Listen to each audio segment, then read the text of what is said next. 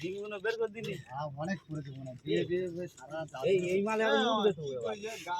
এখন এই চরে ঘরে বসে থাকবে এই মাছ দেখবি বেড়ে বেড়ে করছে কি থাকে দুটো করে থাকে কি এগুলো এগুলো একটা ভালো জিনিস সে তো বুঝতেই পারছি যা ছোড়াছুড়ি হচ্ছে আমার লাগে নাকি কে জানি শালা পাট কি কাজে যায় ওই ল্যাচগুলো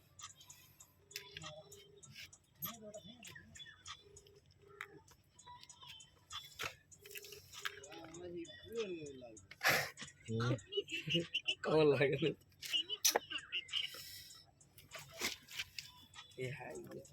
ডিম একদম একদম তেলাপিয়া মাছের ডিম